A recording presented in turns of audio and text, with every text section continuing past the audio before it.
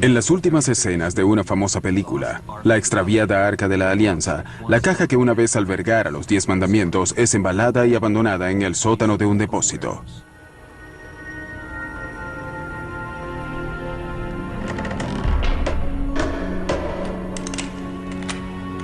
¿Y si esa ficción de Hollywood en verdad reflejara la realidad?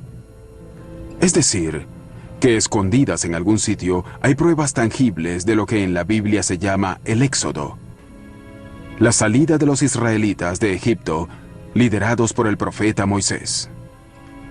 Bueno, justo aquí, en este edificio, hay una imagen de oro de 3.500 años de antigüedad, labrada quizás por un testigo del Éxodo bíblico, que representa el Arca de la Alianza, pero nadie allí dentro se da cuenta.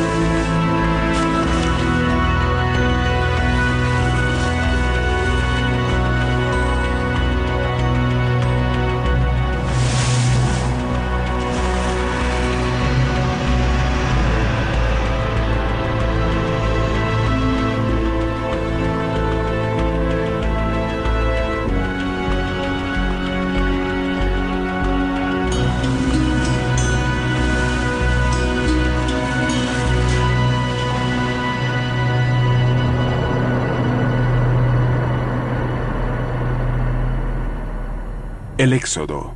Durante miles de años, la epopeya bíblica ha captado la imaginación pública. Pero, ¿sucedió realmente? Cuando se trata del Éxodo no hay evidencias de que haya ocurrido y muchas de que no sucedió, así que lo inventaron.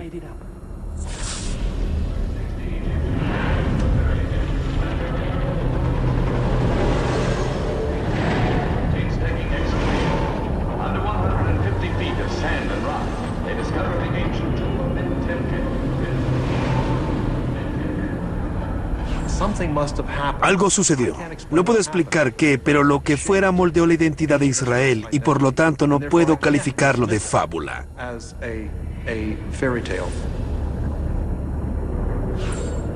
En el Valle de los Reyes, donde 60 faraones egipcios fueron enterrados con un esplendor sin parangón en el resto del mundo, los arqueólogos... ¿Qué debemos desenterrar para demostrar el Éxodo? ¿Qué hay que encontrar a fin de probar el Éxodo? La historia del Éxodo es de capital importancia para el cristianismo, el judaísmo y el islamismo. Por miles de años los creyentes lo han considerado un hecho histórico, pero en las últimas décadas varios académicos han dicho que la historia es una fábula.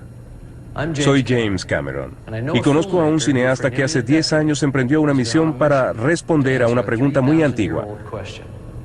¿El Éxodo fue realidad o ficción? Su nombre es Zinka Jakobovich y ganó 2 premios Emmy en el periodismo investigativo. Él alega que los académicos descartan evidencias arqueológicas que están a simple vista. Más aún, parece haber encontrado los artefactos al reunir piezas por mucho tiempo olvidadas del gran misterio arqueológico.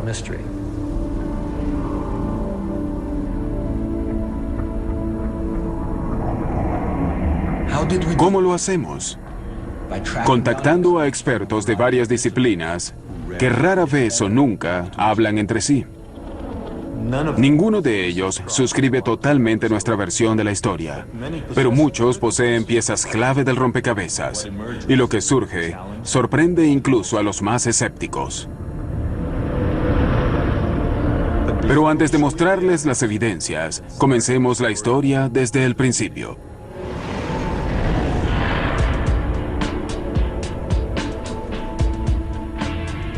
La epopeya bíblica empieza cuando el patriarca hebreo Jacob escapa de la sequía en Canaán, el actual Israel, y se dirige hacia la tierra de la abundancia, la tierra de las pirámides, el antiguo Egipto. Allí, la tribu de Jacob, los futuros israelitas, prosperan en su nuevo ambiente. De hecho, el hijo de Jacob, José, se volvió tan poderoso como los gobernantes de Egipto, los faraones.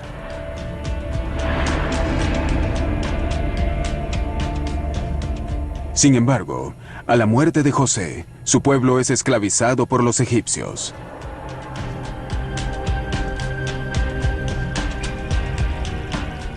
Más de un siglo después, los egipcios temen una revuelta e instituyen la medida de ahogar a todos los primogénitos hebreos. En esa época, nació el tataranieto de Jacob. Para evitar su muerte, el bebé fue puesto en un canasto y escondido en la ribera del río, donde lo encontró la hija del faraón. La princesa lo adoptó y le dio el nombre de Moisés.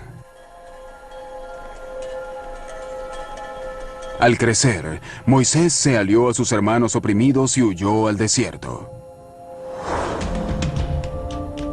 60 años después, regresó para decirle al faraón: «Permite que mi gente se marche». 10 veces el faraón respondió negativamente a su petición, y 10 veces Dios mandó sobre Egipto plagas catastróficas. La última de ellas mató a todos los primogénitos egipcios. Finalmente, el faraón dejó que los israelitas se marchasen, pero luego cambió de parecer y persiguió a Moisés y a sus seguidores hasta la orilla del mar. Parecía que los israelitas estaban atrapados, cuando sucedió algo imposible. El mar se dividió y los israelitas cruzaron a la otra orilla. Moisés condujo a sus seguidores al monte Sinaí, donde recibieron los 10 mandamientos, las leyes que llevarían consigo a la tierra prometida. Muchos académicos consideran que se trata de un mito, y aunque la evidencia salta a la vista, la ignoran. El ejemplo más fehaciente de ello ocurrió en 1947, cuando el arqueólogo Henri Chevrier encontró partes de un monumento pétreo roto o estela, que data de la época de un faraón llamado Amosis, en torno al año 1500 antes de la Era Común o AS. Es increíble que la estela de Amosis esté cubierta de inscripciones jeroglíficas que parecen relatar la epopeya bíblica. Hoy yace abandonada en el sótano del Museo de El Cairo, y todos nuestros intentos por acceder a ella fueron infructuosos. Así que, utilizando la cincuentenaria descripción de Chevrier, reconstruimos la estela y le pedimos a un renombrado egiptólogo que nos hablara de ella. La estela es muy interesante. Data del reinado de Amosis y narra una enorme catástrofe sucedida en Egipto. No sabemos a ciencia cierta de qué se trató, pero hubo lluvia, truenos y relámpagos. Una tormenta así rara vez ocurre en el noreste de África, porque es una zona árida.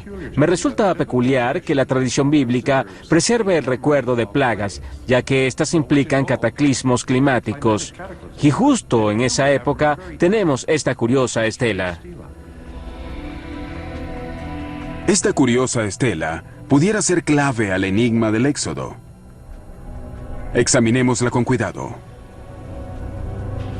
La Biblia dice que para la época del Éxodo hubo una gran tormenta. La estela de Amosis también menciona una gran tormenta. La Biblia dice que las tinieblas envolvieron a Egipto. La estela dice que Egipto se sumió en las sombras.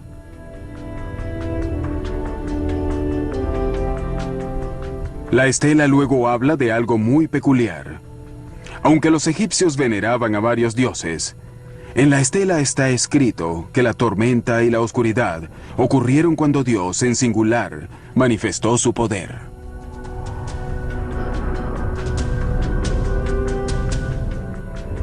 La Biblia describe al faraón, pero no lo nombra. Gracias a esta estela, ahora sabemos su nombre: Amosis. Y ahora que sabemos quién es, quizás sea hora de conocerlo. Estamos en el Museo del Cairo, donde se conservan algunas de las momias más famosas halladas hasta ahora. Vinimos acá en busca del faraón Amosis, el hombre que, en nuestra opinión, era el faraón en la época del Éxodo. ¿Vas a usar el flash? Al principio, no pudimos ubicarlo, pero encontramos a su padre, Sequenenre Tao II. Si estamos en lo cierto, él fue uno de los faraones que oprimió a los israelitas. Según varios estudios, su cráneo fue destruido por hachas enemigas.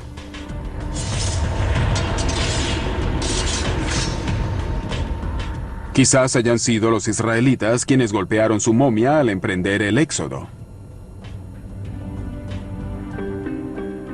Continuamos nuestra búsqueda de Amosis. Fue difícil ubicarlo porque lo habían archivado mal. Pero sí localizamos a dos de sus esposas bajo algunos escombros en uno de los talleres del museo. Hola, ¿podemos descubrir a la esposa de Amosis? No se puede mover sin autorización.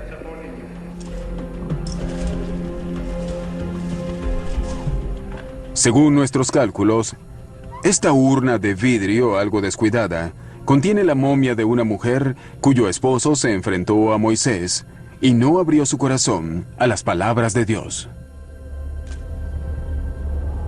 Por fin ubicamos al faraón Amosis. He aquí al hombre que enfrentó a Moisés.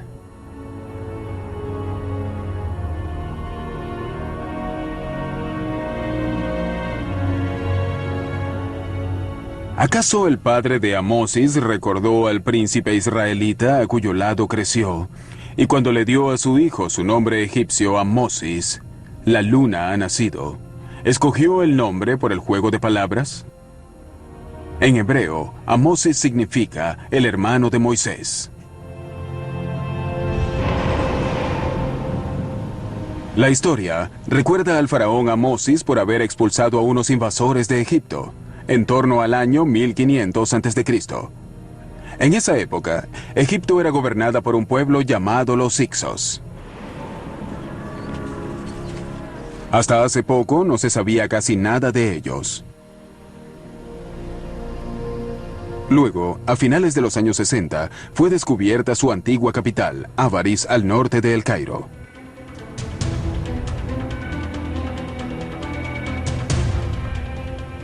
No se le ha permitido a nadie filmar en Avaris. Para llegar allí, solicitamos la cooperación de las autoridades egipcias, a quienes les preocupa que, en el volátil Medio Oriente, el hallazgo de objetos bíblicos pudiera reforzar de algún modo las pretensiones de Israel sobre el área. Como consecuencia, el éxodo es un tema delicado en Egipto. Por eso no mencionamos a Moisés y enfatizamos que estábamos interesados en el faraón Amosis y en los Hicsos que él expulsó de Egipto. Tras meses de negociaciones, al fin nos dan permiso para filmar en Avaris.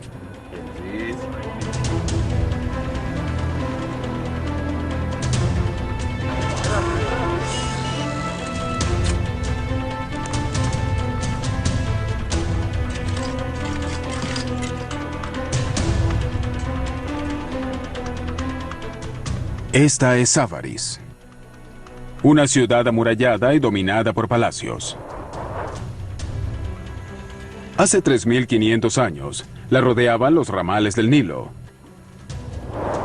Avaris fue descubierta por el profesor Manfred Wittak, de la Universidad de Viena. Aunque en la actualidad pueden verse solo algunas hectáreas, parece que en tiempos remotos Avaris dominaba toda el área. Avaris era mucho más grande, cubría 250 hectáreas, así que se extendía desde aquí hasta casi 2 kilómetros hacia el este y quizás 1 kilómetro hacia el sur. En la época de los Hicsos, esta era una de las principales residencias de los faraones egipcios. La historia egipcia relata que los Hicsos, que gobernaban la poderosa Avaris, eran semitas, como los israelitas. y que la abandonaron en un éxodo masivo, conocido como la expulsión de los Hicsos. En la Biblia aparece la historia de los semitas que abandonan Egipto dirigiéndose hacia el este. Al mismo tiempo, independiente de la Biblia, tenemos la historia de los Hicsos expulsados de Egipto. Creo definitivamente que ambas están relacionadas y describen el mismo acontecimiento desde dos puntos de vista totalmente diferentes.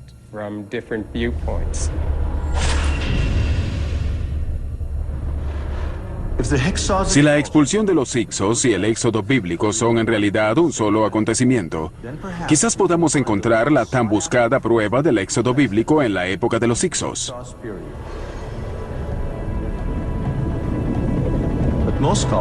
Pero numerosos expertos dicen que estos y los israelitas no se pueden equiparar, porque los Hicsos abandonaron Egipto cientos de años antes de que naciera Moisés. También dicen que no se puede alterar la cronología del antiguo Egipto. Se puede jugar con las fechas egipcias, adelantarlas 10 años o quizás retrocederlas, pero no puede sumarles ni restarles 50 o 100 años. No es posible y sin embargo muchas personas lo hacen en un intento por ajustar la cronología a su noción predeterminada de la historia bíblica. Pero quizás debamos hacerlo, porque ¿qué pasaría si se hubiese ubicado el éxodo en la época equivocada? Imaginen la confusión si en el futuro los estudiosos ubican la Segunda Guerra Mundial en los años 90. No tendrían ninguna evidencia de que haya sucedido. Muchos estudiosos ubican el éxodo en el año 1270 a.C., durante el reinado del faraón Ramsés II. Pero otros disienten de ese consenso. La información de la Biblia nos permite ubicar el Éxodo casi 480 años antes del reinado de Salomón a mediados del siglo XV a.C. Los cálculos del profesor Bimson trasladan al Éxodo de su fecha actual, 1270 a.C., al año 1470 a.C., a menos de 100 años de la fecha tradicional de la expulsión de los Hicsos. Demasiado cerca como para calificarlo de mera coincidencia. Así que, en efecto, tenemos una nueva fecha para el Éxodo, en torno a 1500 a.C. De los Hicsos y de la expulsión de los Hicsos es de lo que hablamos cuando nos referimos al Éxodo. Ahora bien, nuestra nueva fecha del Éxodo es 1500 a.C. Y sabemos por la Biblia que los israelitas llegaron a Egipto casi 200 años antes de su éxodo.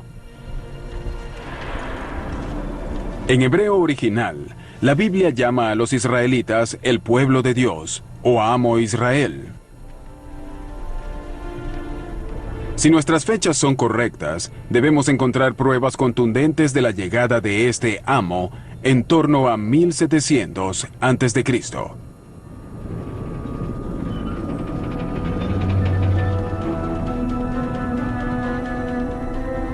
400 kilómetros al sur de Avaris está la tumba de Beni Hassán, que data de 1700 a.C.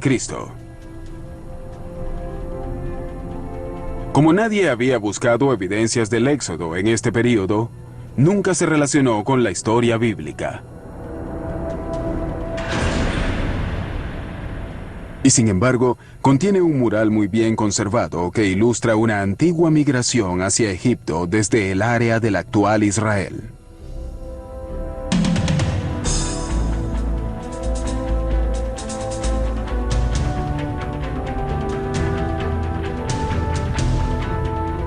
Como en la Biblia, las escenas muestran semitas grabados, montados en burros y transportando a sus familias y pertenencias hacia Egipto. Como los israelitas bíblicos usan túnicas multicolores. Los jeroglíficos en este muro llaman a estas personas Amo, el pueblo de Dios. Buscando en el lugar correcto y en la época correcta, somos los primeros en reconocer esta instantánea real de la migración de los israelitas bíblicos hacia Egipto. La Biblia relata que, para la época de su llegada, un israelita ascendió a las más altas esferas del poder egipcio. Se llamaba José, hijo de Jacob, y fue tan poderoso que usaba en su dedo el sello de la autoridad real. Descubrir el sello de José en Avaris probaría que los israelitas llegaron aquí justo en la época que indica nuestra secuencia cronológica. Pero sería como encontrar una aguja en un pajar arqueológico de 3.700 años de antigüedad.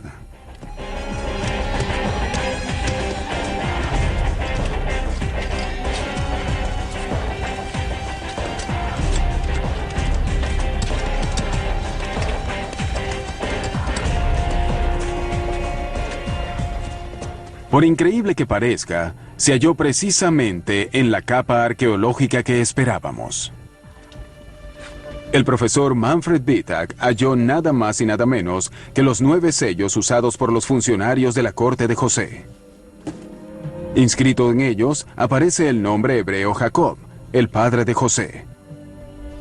Es extraño que encontrásemos 9 sellos con la inscripción Yaakov que es un nombre bíblico. Por cierto, el original quizás estuviera montado sobre un anillo.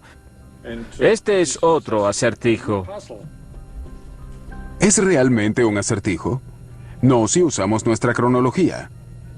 Es el único caso en que un nombre hebreo aparece en un sello real egipcio y conecta directamente a Avaris con la Biblia. Pero el profesor Wittak evita inmiscuirse con la cronología bíblica. Está bajo la constante vigilancia de las autoridades egipcias, quienes han impedido el paso del público a Avaris.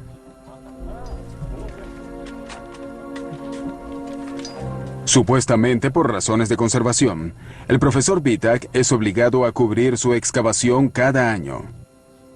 La zona es arada y cultivada por agricultores locales. Nadie sospecharía que bajo estos sembradíos yace un tesoro arqueológico que prueba el éxodo bíblico.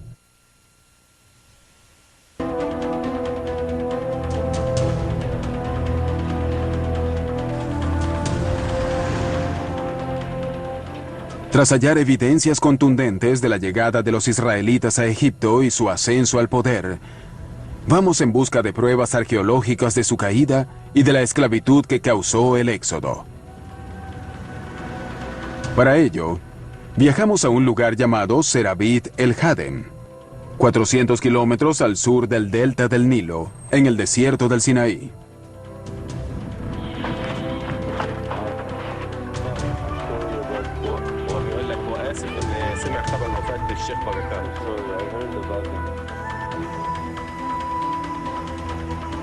Por miles de años, los egipcios extrajeron turquesas de aquí. A menudo utilizaron esclavos. Las viejas minas de turquesa están lejos de la ruta turística. Y los únicos que conocen cómo llegar a ellas son los beduinos, quienes viven al pie de las minas. Una vez oí que los beduinos hacen como el profeta Musa. Saben cuáles piedras contienen agua y las abren, ¿es cierto? Llegamos, presentamos nuestros respetos al jeque local y contratamos a uno de sus hijos como guía. Bien, vamos.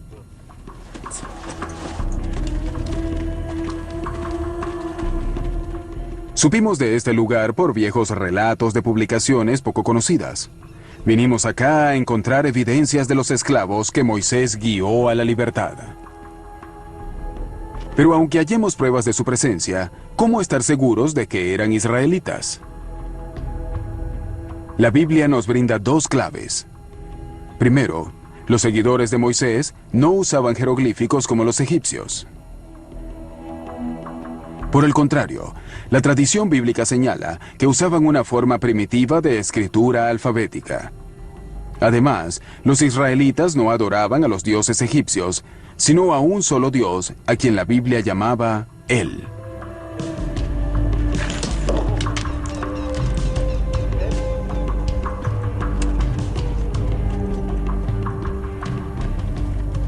Para respaldar nuestra línea temporal bíblica, esperamos hallar inscripciones alfabéticas labradas por esclavos hace 3.500 años. Y como soñar no cuesta nada, estas mencionarían la palabra bíblica él.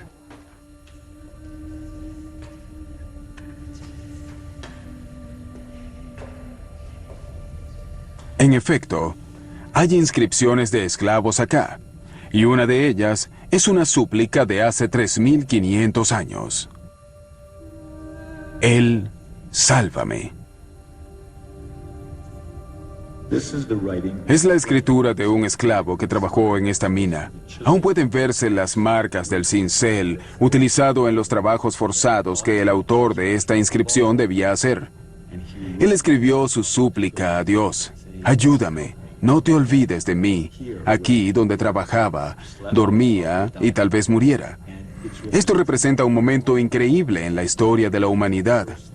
No es solo la primera inscripción con el nombre de Dios, Él, sino que también es la inscripción alfabética más antigua o la segunda más antigua.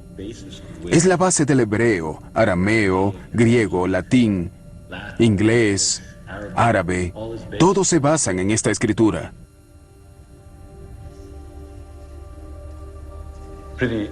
Es casi increíble que luego de todos estos años estemos aquí para filmar la súplica de este hombre.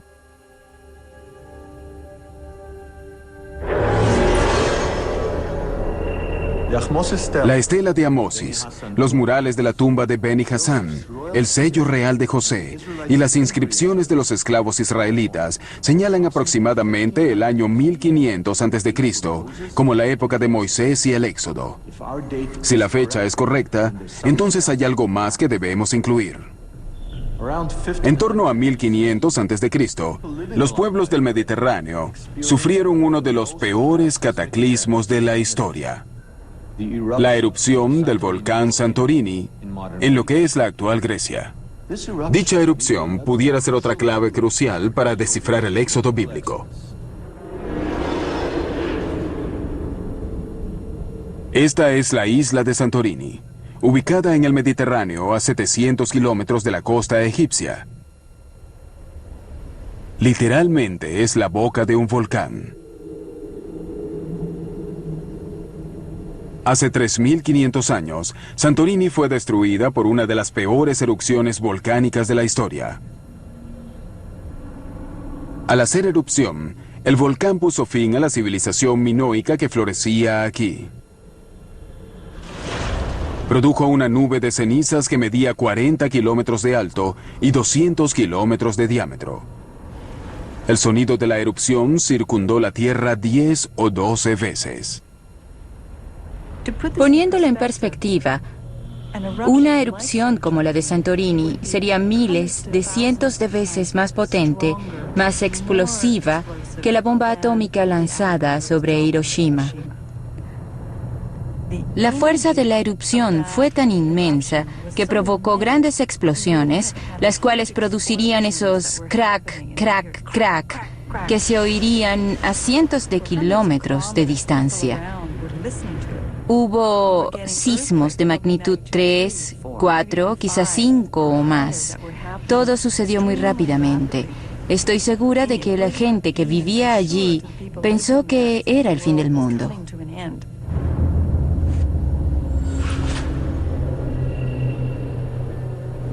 Por lo que quizás los cataclismos descritos en la Biblia, tales como las plagas, las tinieblas y la división del mar, se relacionaban con la erupción en Santorini. Pero como todo lo vinculado al Éxodo, ubicar la erupción del volcán en 1500 a.C. causa controversias. Mucho se ha discutido sobre las fechas de Santorini. Vulcanólogos y geólogos datan la erupción en torno a 1600 a.C. Los arqueólogos tienden a fecharla en 1500 a.C.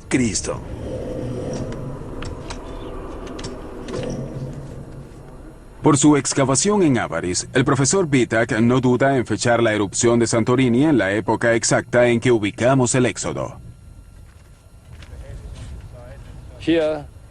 Aquí hallamos piedra pómez volcánica de la erupción de Santorini. Desde el punto de vista arqueológico, es muy probable que dicha erupción ocurriera a principios de la 18ª dinastía, en torno a 1500 a.C.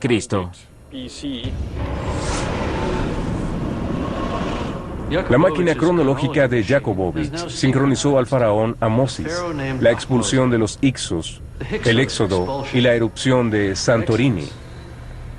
Parece que el código del éxodo por fin fue descifrado.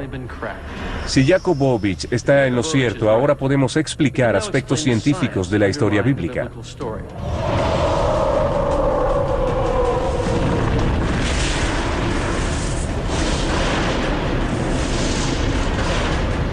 Incluso se podrá aclarar qué causó el mayor milagro de todos: la división del Mar Rojo.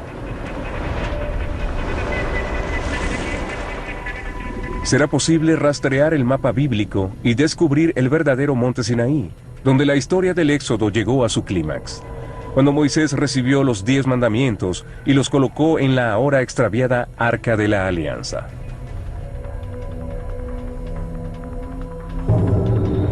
Comencemos por las plagas, las catástrofes bíblicas que asolaron Egipto porque el faraón no liberaba a los esclavos semitas.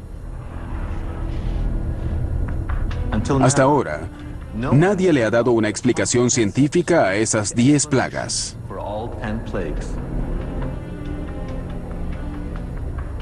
La respuesta comenzó a tomar forma tras volver a la estela de Amosis y descubrir un sincronismo sorprendente con el texto bíblico. La Biblia dice que el Dios de Israel castigó a los dioses de Egipto. Y la estela confirma que las estatuas de los dioses egipcios se derrumbaron. Se sabe que los sismos acompañan a las erupciones volcánicas como la de Santorini. Pareciera que la estela y la Biblia describen las consecuencias de un terremoto, o más precisamente, de algo que los científicos llaman una tormenta sísmica. Las tormentas sísmicas son secuencias de grandes sismos que se repiten en una zona extensa. Los mejores ejemplos ocurren en el Mediterráneo oriental, donde hay buenos registros históricos y arqueológicos. Según parece, la historia bíblica tiene lugar en una zona sísmica, en el delta del Nilo, donde según la Biblia ocurrió el Éxodo. Se cruzan varias fallas geológicas. Al este, la gran falla que separa las placas asiática y africana. Pasa bajo el mar de Galilea, el Mar Muerto y el Mar Rojo. Además, hay otra falla que corre debajo del actual canal de Suez y otra que atraviesa el delta del Nilo, bajo la antigua Avaris. Mientras que 700 kilómetros al oeste, la falla entre las placas africana y europea corre prácticamente bajo Santorini. Pero, ¿qué tienen que ver los sismos con las plagas bíblicas? Comencemos con la primera de ellas. Los terremotos no explican cómo Moisés transformó las aguas del Nilo en sangre. ¿O sí? De hecho lo hacen, cuando provocan fugas de gases. Y no debemos retroceder 3.500 años para probar este punto. En 1984 en el lago de Monum y en 1986 en el lago Níos, ambos en Camerún, sus aguas claras de pronto se tiñeron de rojo sangre.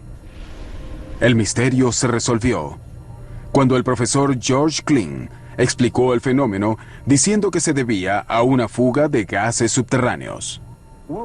Lo que sucedió es que las capas más profundas contenían altas concentraciones de hierro disuelto, y cuando éste subió a la superficie, al escapar los gases, Entró en contacto con el oxígeno y formó hidróxido de hierro, esencialmente óxido, lo mismo que sucede con los autos, y ese óxido fue lo que causó el color rojizo o pardo en la superficie del lago. En lo que respecta a las plagas bíblicas, en el delta del Nilo hay numerosos elementos presentes que podrían sugerir una acumulación de gas. Así que podría darse una situación de bolsas de gas atrapado bajo la corteza y terremotos a lo largo de una falla geológica que liberan el gas. Dependiendo del tipo de agua por la cual pasa el gas, esta podría teñirse de rojo.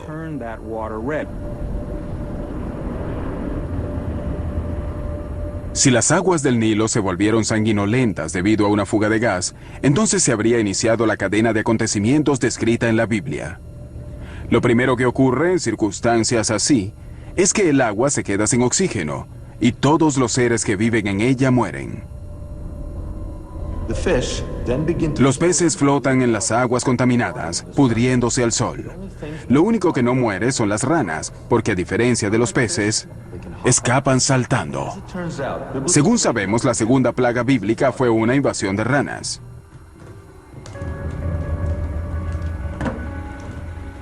La falta de agua causa la aparición de mosquitos, moscas y epidemias entre los humanos y los animales domésticos. No sorprende que la tercera plaga bíblica sea mosquitos, la cuarta moscas y la quinta una epidemia.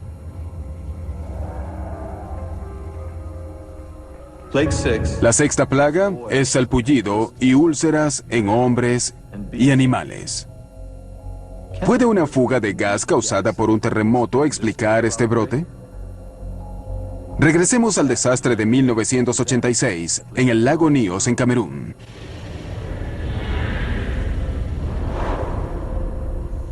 Las personas que vivían en los alrededores del lago presentaron salpullido y úlceras muy raras. Resulta que el dióxido de carbono mezclado con el aire los sumió en una especie de coma, lo cual redujo la circulación epitelial y causó úlceras similares a las descritas en la Biblia como la sexta plaga. A pesar de las primeras 6 plagas, la Biblia cuenta que el faraón seguía negándose a liberar a los esclavos semitas. Así que Egipto fue asolada por la séptima plaga, el granizo. Un granizo muy extraño, porque era una mezcla de hielo y fuego. Hasta ahora, los rabinos enseñan que la descripción bíblica no es una metáfora.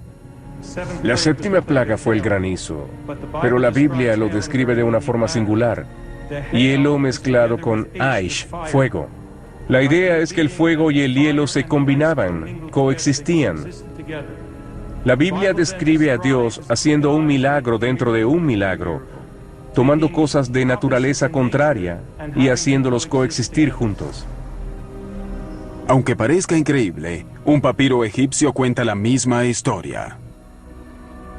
Es el papiro de Ipuwer y data, según varios especialistas, de la época de los Hyksos. El papiro de Ipuwer dice específicamente que Egipto fue azotado por un granizo extraño en el que se mezclaban hielo y fuego. Otra pieza del rompecabezas que encaja. Parece claro que los textos bíblicos y egipcios describen algo que los científicos llaman lápili acrecional o granizo volcánico, que podía provenir solo de la erupción del volcán Santorini. Cuando la nube de ceniza sube muy alto en la estratosfera, esencialmente lo que ocurre es que hay humedad en la atmósfera y también mucho vapor de agua en la nube, así que los pequeños fragmentos de ceniza y cristales forman un núcleo muy similar a una piedra de granizo.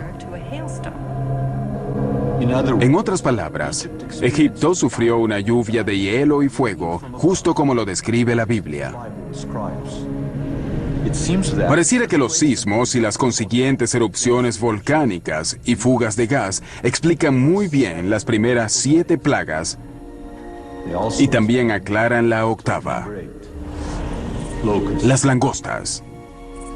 Las langostas migran en enjambres. Puede haber entre 40 y 80 millones de langostas adultas en cada kilómetro cuadrado. El frío disminuye su temperatura corporal y las hace aterrizar en gran número.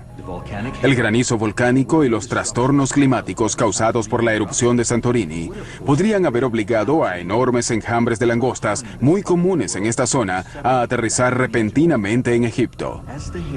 Al amainar la lluvia de granizo y subir la temperatura, las langostas retomaron el vuelo, tal y como cuenta la Biblia. Atrapados por las tormentas sísmicas y sus consecuencias, los egipcios se enfrentarían a la última fase de la erupción de Santorini, o lo que la Biblia llama la novena plaga, las tinieblas.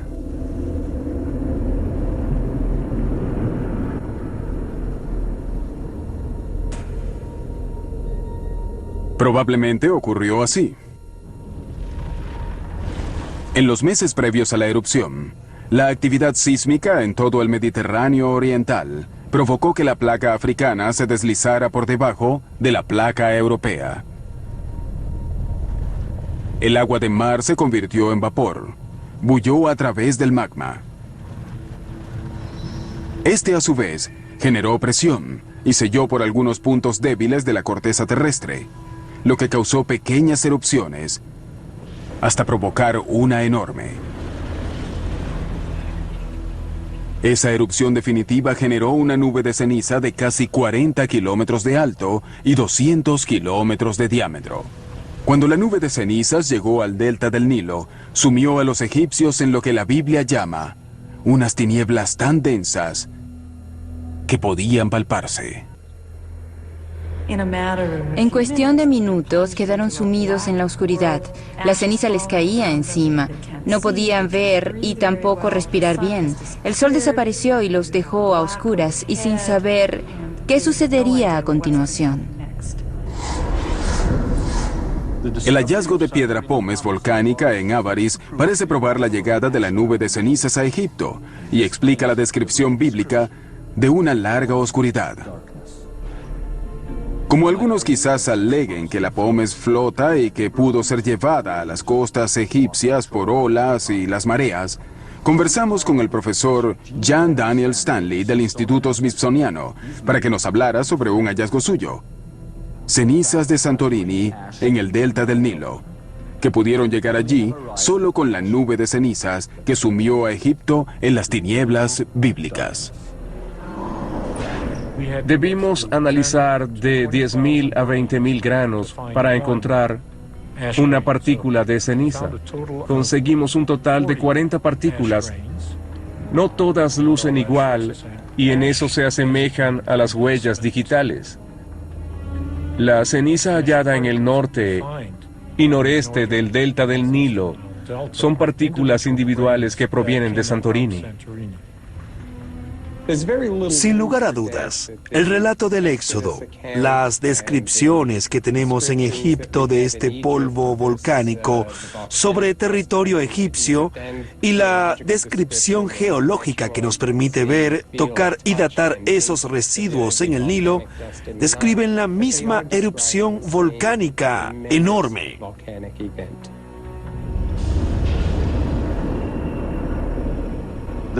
La última plaga ocurrió a medianoche, luego de que Moisés ordenara a los israelitas celebrar lo que pasaría a conocerse como la primera comida de Pascua. Mientras los israelitas realizaban el ritual de la Pascua, los egipcios dormían. Y entonces ocurrió. Todos los primogénitos egipcios murieron. Todas las casas fueron afectadas.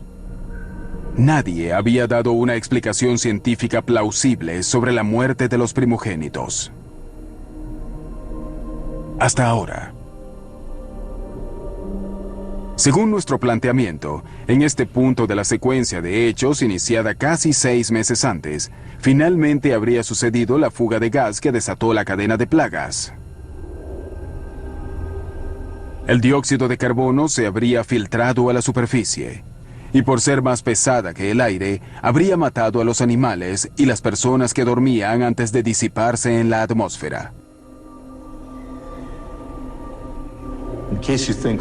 En caso de que usted piense que se trata de conjeturas, considere esto. Ocurrió exactamente lo mismo en 1986 en el lago Níos de Camerún. En la fatídica noche del 21 de agosto de 1986, los habitantes de Níos se fueron a dormir. No podían saber que el dióxido de carbono que tiñó de rojo las aguas del lago estaban llegando a un punto crítico. Mientras ellos dormían, la capa superior del lago mantenía el dióxido de carbono comprimido como la tapa de una gaseosa. Pero entonces, la tierra tembló y hubo un derrumbe. Cayeron rocas al lago que alteraron la presión superficial y se liberó el gas. Ese gas subió a la superficie y como un monstruo emergió de las aguas, mientras se formaban gotas en él que convertían el gas invisible en una niebla visible. La niebla se desplazó sobre el lago y por la tierra y sofocó todo a su paso. Y tan repentinamente como apareció, desapareció, disolviéndose en la atmósfera.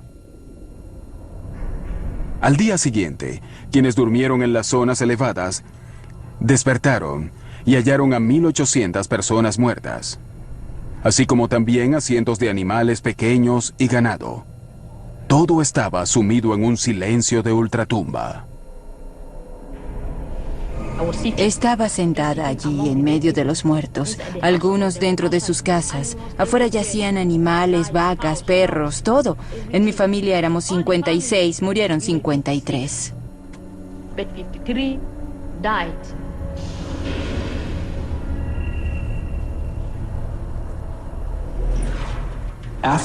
Al morir los primogénitos, el faraón por fin cedió y permitió que Moisés sacara a su pueblo de Egipto. Según la Biblia, lo hizo debido al carácter selectivo de las muertes, por el hecho de que solo los primogénitos murieran. Justo esa selectividad le demostró que Dios había participado. ¿Cómo podemos explicarlo? Los primogénitos egipcios tenían una posición privilegiada. Eran los herederos del trono, propiedades, títulos y demás. Dormían en lechos egipcios muy bajos, mientras sus hermanas y hermanos lo hacían en tejados, cobertizos o carretas. Los israelitas que celebran su primera comida de Pascua no sintieron nada. El gas desplazándose a ras del suelo sofocó a los primogénitos egipcios que dormían en sus lechos. Hallazgos arqueológicos respaldan esta conclusión. En Avaris, el profesor Manfred Bittak halló fosas comunes anteriores o contemporáneas a nuestra fecha para el Éxodo. Las primeras son ejemplos clásicos de antiguas epidemias que mataron a hombres, mujeres y niños. Pero para la época del Éxodo, la que encontró tenía solo cadáveres de hombres. Aquí vemos huesos de principios de la 18ª dinastía. Todos pertenecen a víctimas masculinas. Por el tamaño de las tumbas y el número de cadáveres, creemos que las personas murieron en rápida sucesión y fueron arrojadas al hoyo. Algunas yacen sobre el estómago y otras de costado. Algunos hoyos tienen apenas 20 centímetros de profundidad, con un poco de tierra encima.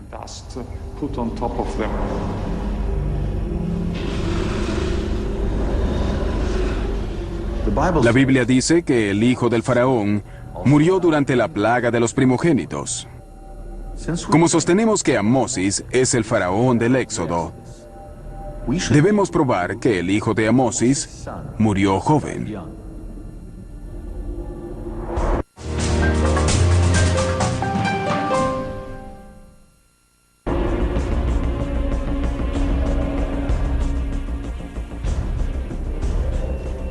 Buscando en el Museo de El Cairo, está allí en el anaquel.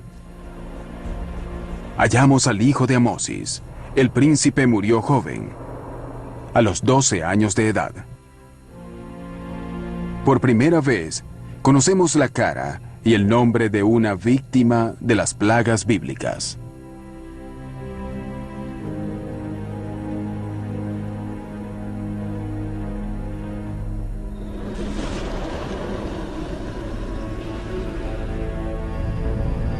Al parecer, la Biblia, la geología y la arqueología cuentan la misma historia.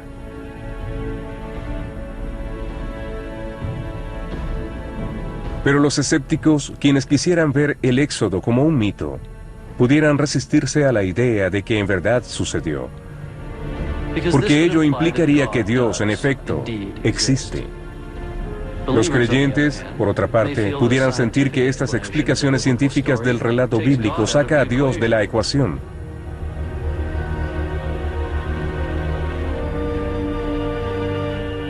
Pero en el libro del Éxodo, Dios no hace a un lado la naturaleza, la manipula.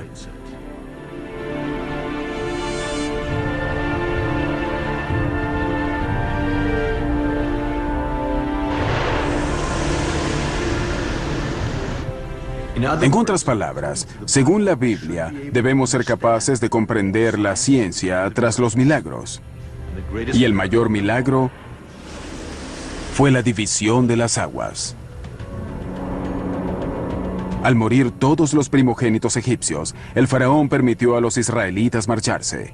Luego cambió de parecer, los persiguió y los acorraló a orillas de un mar que el texto hebreo llama Yam Suf. Y es aquí donde el milagro ocurrió. El mar se retiró, los israelitas cruzaron y las aguas regresaron para engullir a todo el ejército egipcio, volcar cuadrigas y ahogar a soldados y caballos.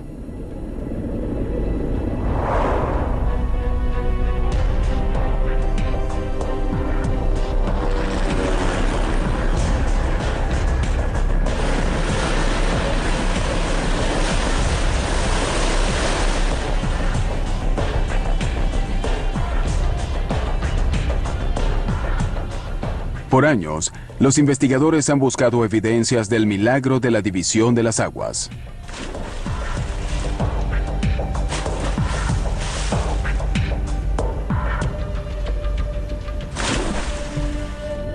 Han realizado expediciones arqueológicas submarinas en busca de cuadrigas, espadas y otras pruebas de un ejército egipcio sumergido. Según una teoría, un gran banco semisuperficial en el Mar Rojo pudo quedar expuesto por poco tiempo durante una tormenta y sirvió de puente para que los israelitas atravesaran.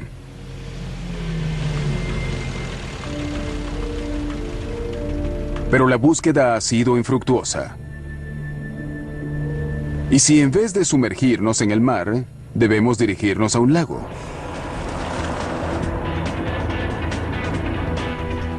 Porque Yam Suf, el nombre hebreo del sitio donde Moisés separó las aguas, fue traducido erróneamente como Mar Rojo, cuando en verdad quiere decir Mar de los Juncos.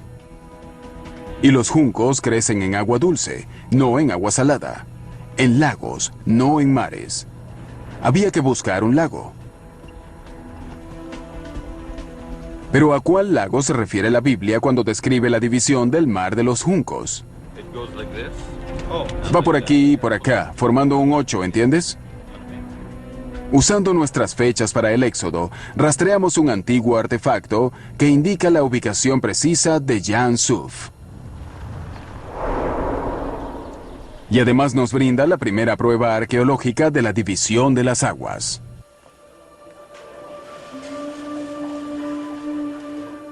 Hallamos una inscripción jeroglífica en un monumento de granito que narra la historia del Éxodo desde la óptica del faraón. La Biblia se refiere a Moisés como rey. En esta piedra se le da el nombre de el príncipe del desierto. La Biblia llama a los israelitas el pueblo de Dios. El granito menciona a los malvados. Y luego, la inscripción corrobora el milagro de la división de las aguas. Cualquiera puede descifrar el símbolo: 3 olas y 2 cuchillos, un mar cortado. El signo de las 3 olas, una sobre otra, por lo general, representaba varios tipos de masas acuáticas. Podía ser el Nilo, una marisma o el mar, pero no era común usar ese signo combinado con 2 cuchillos. El hecho de que esos 2 cuchillos estén a su lado pudiera sugerir que el agua está cortada o dividida. Pudiera ser una alusión a la división de las aguas del Mar Rojo o de los juncos, como en el capítulo 14 del libro del Éxodo. Miren eso. Para estudiarlo mejor, sacamos una impresión del jeroglífico y resulta que el texto egipcio no solo menciona la división de las aguas. En esta parte se ven 2 cuchillos, sino que habla de un sitio específico, cercano a donde esto ocurrió. Se trata de Pi Hahiroth, y los arqueólogos saben exactamente dónde estaba, lo cual nos permite ubicar Yam Suf, donde indica la Biblia que el mar se dividió. Los israelitas cruzaron a un lugar seguro, y la historia de la humanidad cambió para siempre. Es un antiguo lago que existió hasta 1850, pero desapareció cuando construyeron el canal de Suez. El profesor Manfred Bittak, tras un detallado estudio del área, propuso que los egipcios llamaban a este lago Patufi, tierra de las marismas o mar de las marismas. La palabra tuf, que en egipcio significa juncos, es similar a suf en hebreo. Así que Yam Suf, según sugiere, era el nombre de esta masa de agua. Ahora se llama Lago El Balaj. Lago El Balaj significa en hebreo el lago donde Dios devoró.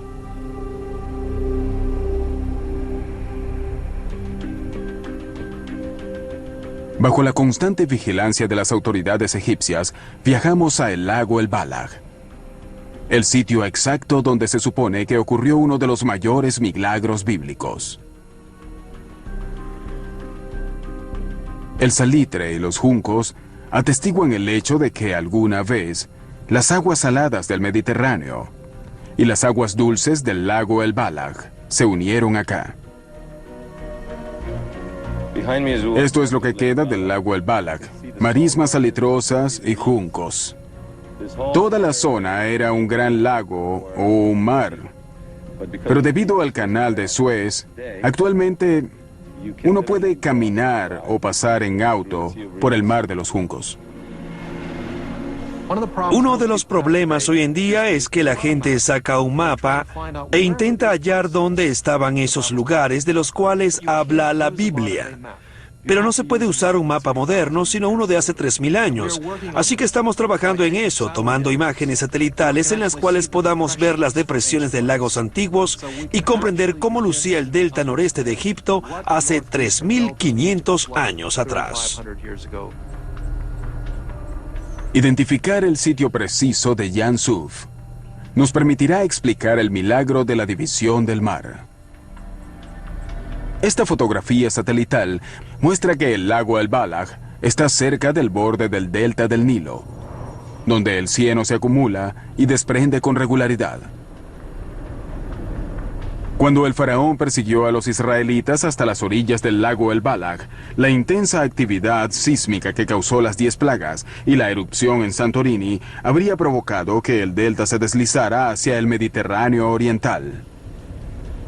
Mientras millones de toneladas de tierra se precipitaban, el borde de la placa africana, libre del peso,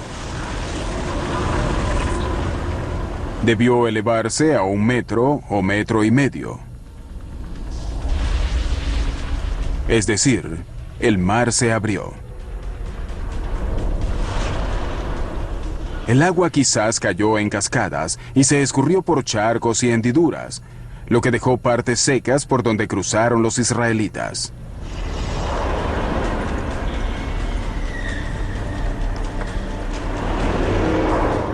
En este momento, réplicas del terremoto u otro derrumbe del delta habrían causado un tsunami que se estrelló contra la costa.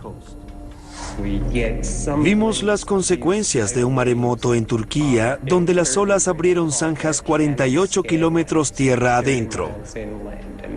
Para hacer eso en la orilla, las olas debieron tener la mitad de la altura del edificio Empire State. Y esa es exactamente la descripción que tenemos en la Biblia.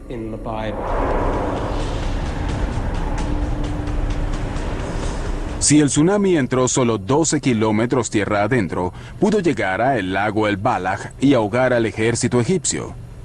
Para entonces, según la Biblia, los israelitas estaban fuera del alcance de las olas.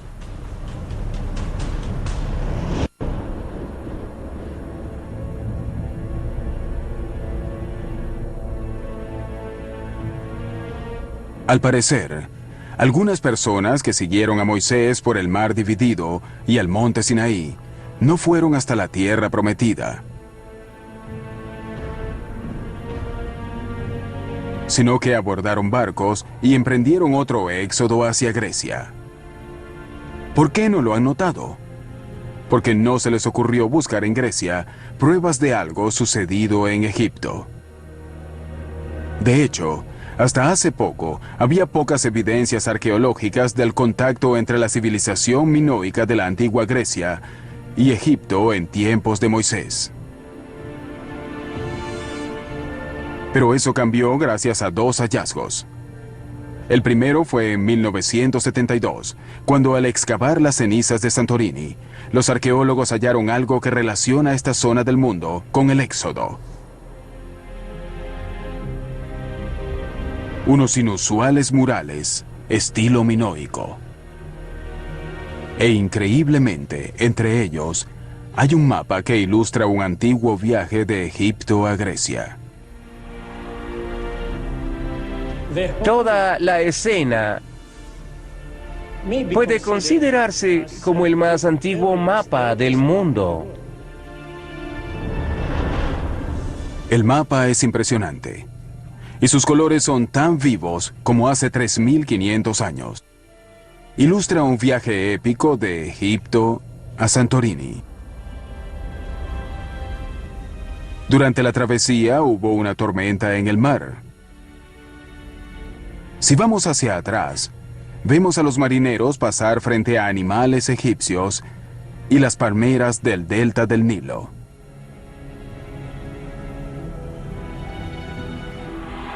El mapa sigue el curso del río y termina en una ciudad mágica, en una especie de isla en el río. La misteriosa ciudad está rodeada de murallas. Hay casas de varios pisos, en cuyas terrazas se ven damas elegantes y un rico puerto. En esa época había un solo puerto en Egipto, similar a la ciudad del mapa: la legendaria Avaris. Hasta finales del siglo XX, no había pruebas arqueológicas del contacto entre Avaris y la civilización minoica de Santorini.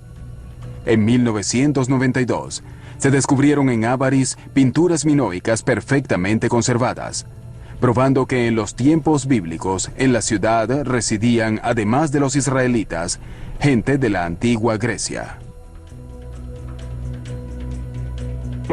Muchas personas no comprenden que no había un simple contacto entre el mundo minoico y los egipcios, sino un contacto muy intenso de comercio e ideas. Los egipcios se referían a los minoicos como el único otro pueblo civilizado. No tenían presencia militar en Egipto.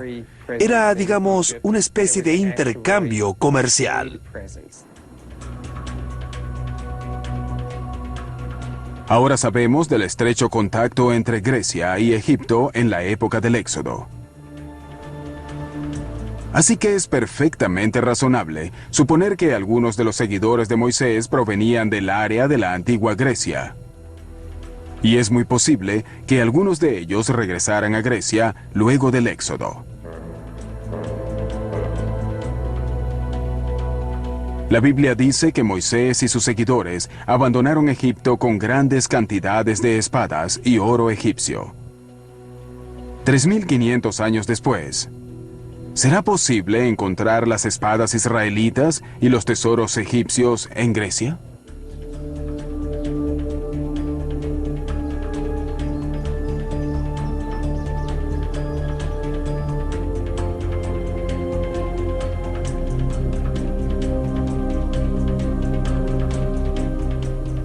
Estamos en Micenas, a 50 kilómetros de la costa en Grecia continental.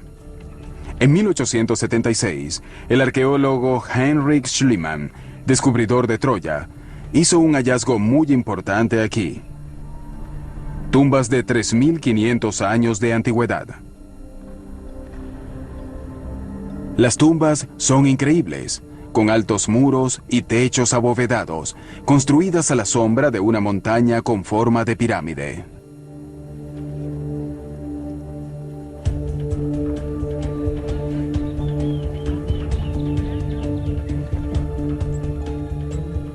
Lo sorprendente es que contenían un tesoro escondido de espadas y oro egipcio.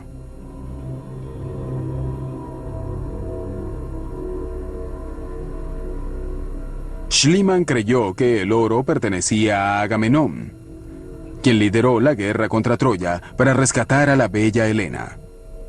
Pero los expertos descubrieron que las personas enterradas en las tumbas vivieron casi 300 años antes de Agamenón, es decir, en torno al año 1500 a.C.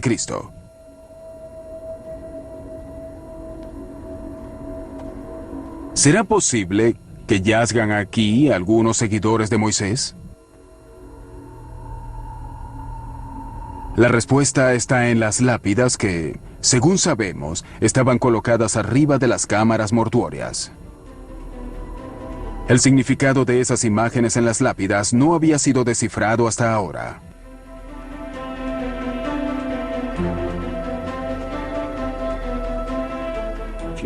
Si le preguntas a los expertos qué es esto, dirán, parece una cacería, pero no hay animal, o parece una batalla, pero no hay dos personas peleando.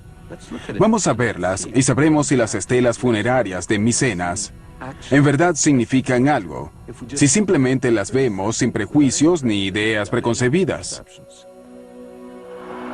Casi susurro como si fuera un secreto, porque nadie comprende que esta película de hace 3.500 años narra en 3 fotogramas la división del mar. No lo saben, pero vean, está claro. En el primero hay olas arriba y abajo.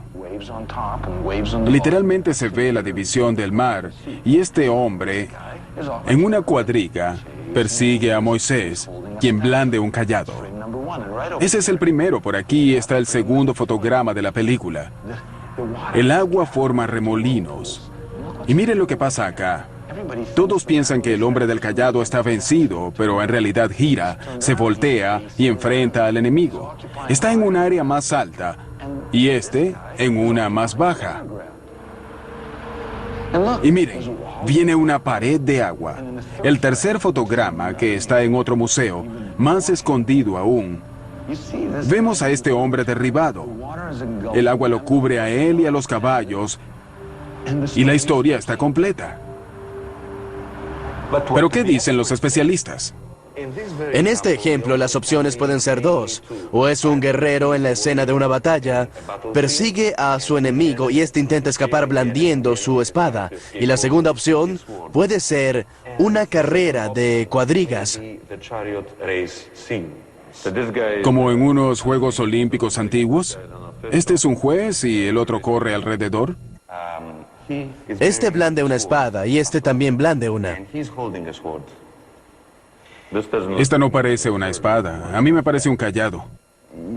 Sí, en este caso es una representación abstracta, no es naturalista, así que no podemos decir mucho.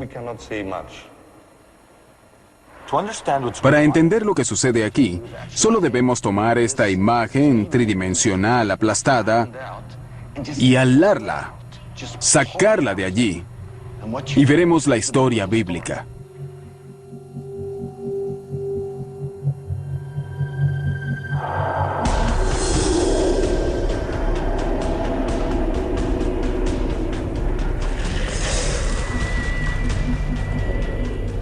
Al unir las tres estelas vemos, justo como relata el libro del Éxodo, a un egipcio en una cuadriga persiguiendo a Moisés por el mar dividido.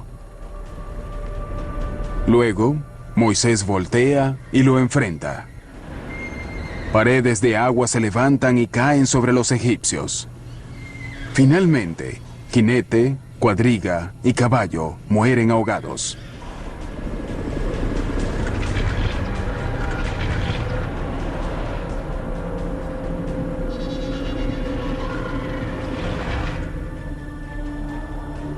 Aquí tenemos labrada en piedra una versión visual del relato bíblico que data de la época de Moisés y el Éxodo.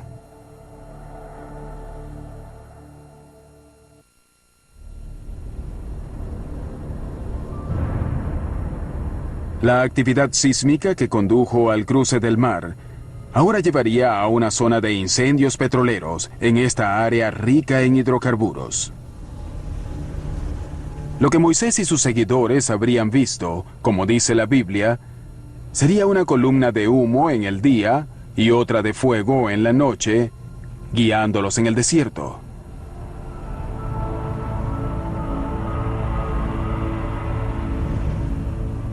Si interpretamos bien las evidencias y tenemos razón sobre la ubicación del mar dividido, podremos entender las distancias indicadas en la Biblia.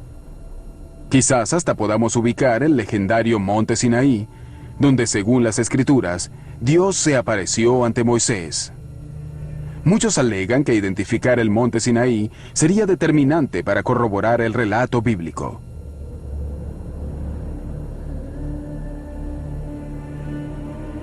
Por miles de años, varios aventureros intentaron hallar la esquiva montaña y terminaron en el lugar equivocado.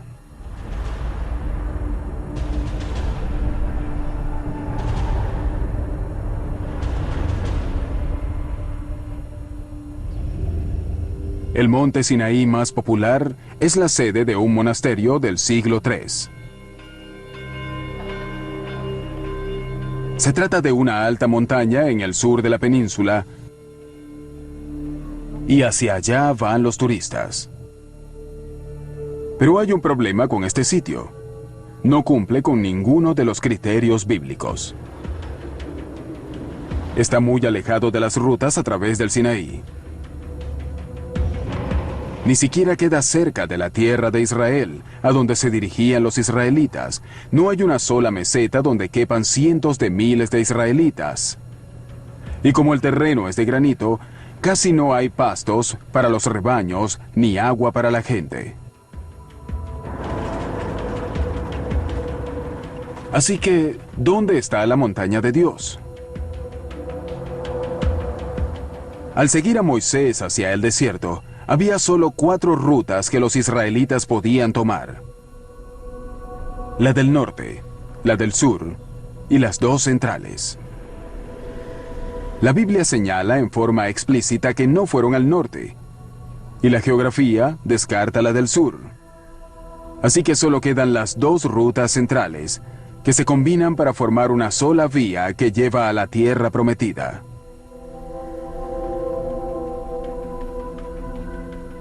Es la única vía posible porque al sur hay montañas traicioneras y al norte están las dunas arenosas del desierto.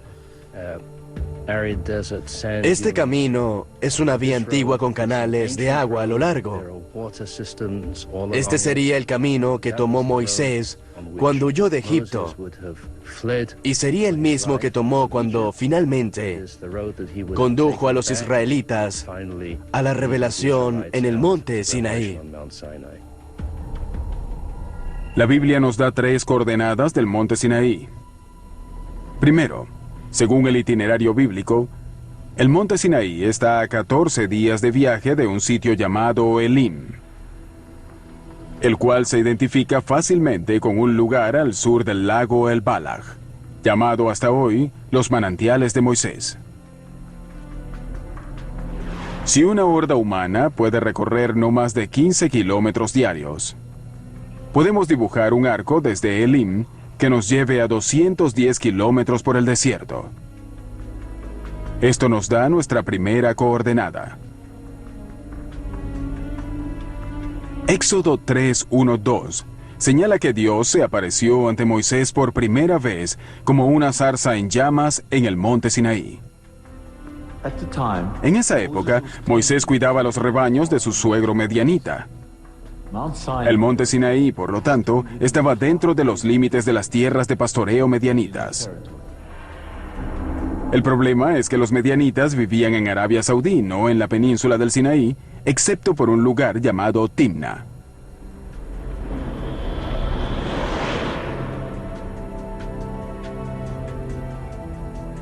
Aquí los arqueólogos hallaron restos de rebaños medianitas, e incluso murales medianitas. Si Moisés cuidaba rebaños medianitas en Sinaí, este sería el único lugar para acampar. Y basándonos en las prácticas de pastoreo locales, el monte Sinaí estaría a no más de 45 kilómetros de Timna. Esto nos da la segunda coordenada. La tercera coordenada bíblica para buscar el monte Sinaí aparece en Deuteronomio 1:2, el cual dice que la montaña de Dios queda a 11 días de viaje de un lugar llamado Kadesh Barnea. Hoy, casi todos los arqueólogos ubican el Kadesh Barnea bíblico en el oasis de Tel el Kudirat, en el centro norte del Sinaí. Usando los 15 kilómetros diarios como parámetro, dibujemos el último arco en el desierto a 165 kilómetros de Kadesh Barnea, lo cual nos deja con una zona pequeña que cumple con todas las coordenadas bíblicas. Aunque en esta área tan reducida hay muchas montañas, una pista nos permite identificar con exactitud el pico preciso.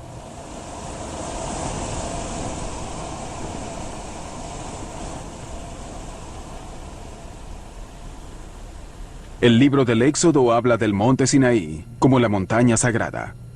Y en el desierto, las montañas sagradas se identifican por los santuarios de piedra. No, ¿qué es eso? Parecen pequeñas excavaciones. Sorprendente. En esta área hay una sola montaña rodeada por santuarios.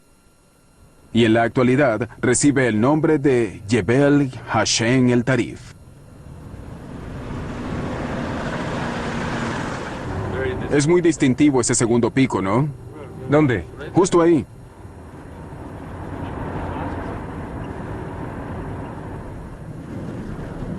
Aunque toda el área está en medio de una zona militar, pudimos entrar.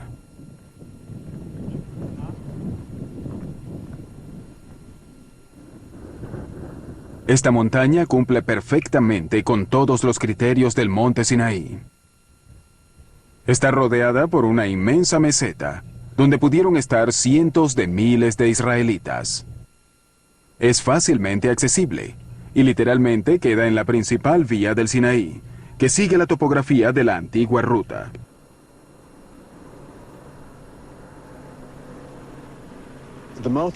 La montaña no es muy alta, se eleva apenas 200 metros sobre la meseta, pero es muy conspicua. Puedes verla desde lejos y el punto clave es que está rodeada por la mayor concentración de santuarios al aire libre que conozcamos en el desierto.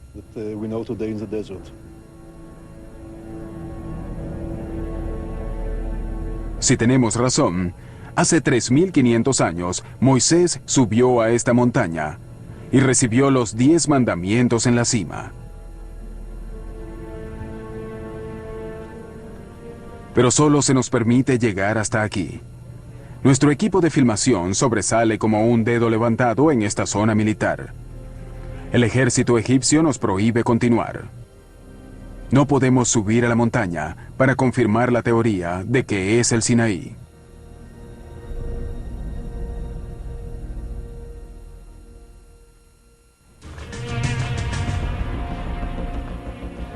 Pero regresamos sin el equipo y armados con una cámara pequeña. Debíamos subir a la cima en busca de evidencias de que esta fue la montaña donde Moisés recibió los mandamientos de manos de Dios.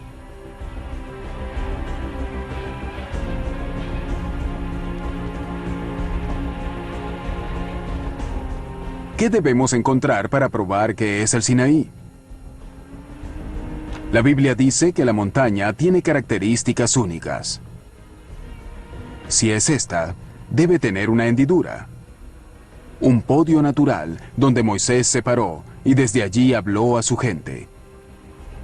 Como toda montaña sagrada, tendría tumbas de hombres santos en la cima y debería haber evidencias de manantiales en la cima del monte.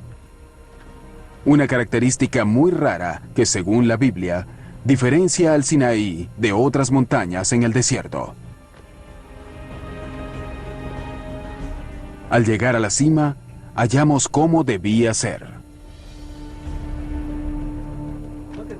La hendidura, sobre un anfiteatro natural.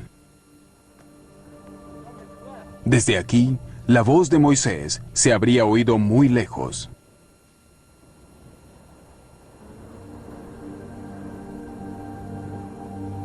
Y acá están las tumbas. Cada una es un círculo de 6 metros de diámetro y asemeja una plataforma. Pueden ver la celda funeraria, muy bien construida y cubierta. Y lo más extraño de todo, Miren, ¿ven esta cosa blanca? parece que hubo un manantial en la cima de esta montaña. Es travertino, formado por acumulación de calcio en condiciones húmedas, que indica la existencia de un manantial. Hallarlo en la cima de una montaña es muy inusual. Los restos de un antiguo manantial. Sí, es algo único acá.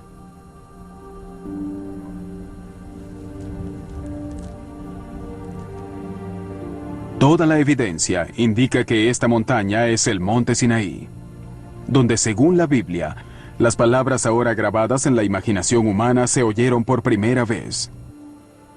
Yo soy Dios, tu Señor, quien te sacó de Egipto, un lugar de esclavitud. No adorarás a otro Dios sino a mí. No idolatrarás estatuas, tallas ni imágenes. No dirás el nombre de Dios, tu Señor, en vano. Respetarás el Sabbat y lo santificarás. Honrarás a tu madre y a tu padre. No matarás. No cometerás adulterio. No robarás. No levantarás falso testimonio contra tu prójimo, y tampoco envidiarás su casa. No desearás a la mujer de tu prójimo.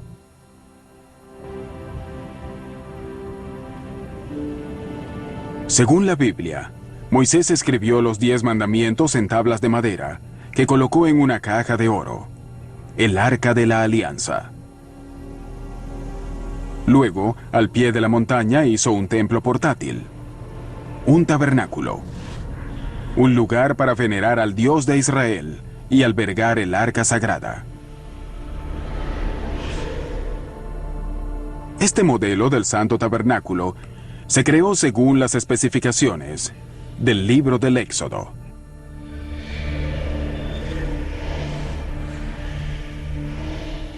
En la época del Éxodo, al aproximarte a la entrada, encontrabas un velo de 7 metros de alto.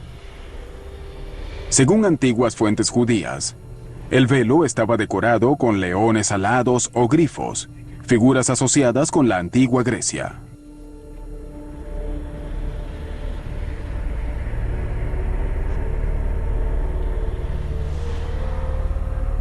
Solo los sacerdotes podían pasar al atrio.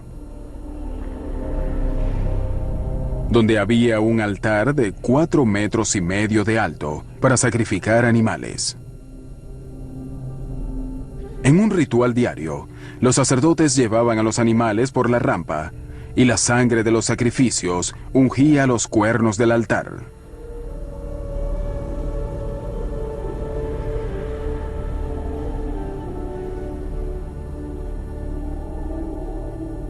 Luego del atrio seguía el tabernáculo, la morada de Dios.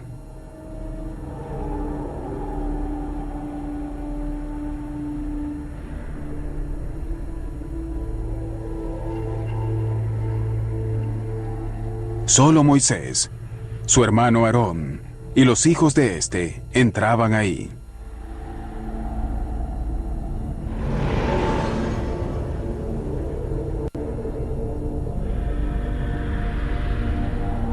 Aquí, detrás de otros velos con grifos bordados, estaban los objetos rituales de oro.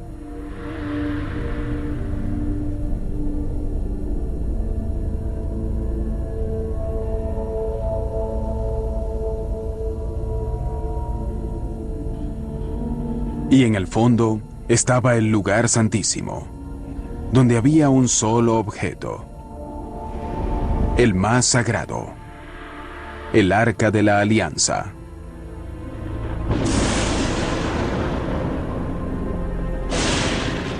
Nadie sabe exactamente cómo era el Arca de la Alianza.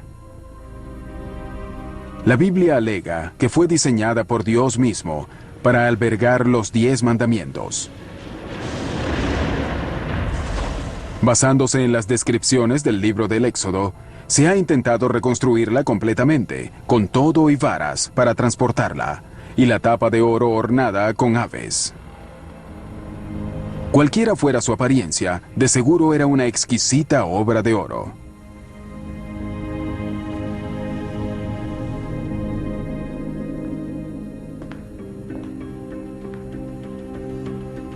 La Biblia dice que una tribu llamada Dan ayudó a elaborar el Arca de Oro. ¿Será una coincidencia que Homero llame a la gente enterrada en Micenas Danoi? Quizás entre los objetos de oro hallados por Schliemann en Micenas haya una imagen del arca hecha por los mismos danaitas que hicieron la caja que una vez albergara los 10 mandamientos.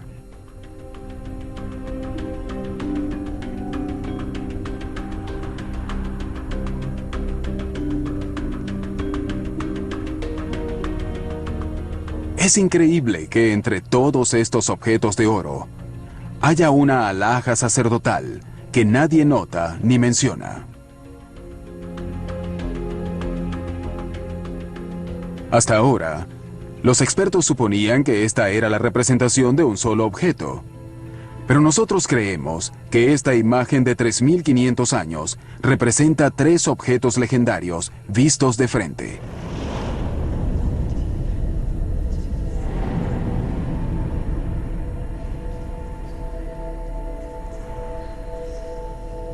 Aquí vemos claramente el altar sagrado, la rampa del tabernáculo y el Arca de la Alianza.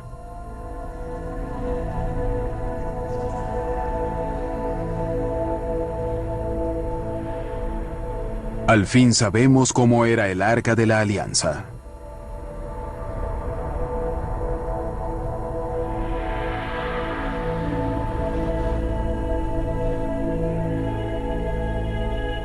Más aún, ahora sabemos cómo lucían los objetos sagrados vistos desde el lugar santísimo. Hasta ahora, la única persona que había visto estos objetos desde tal perspectiva era Moisés.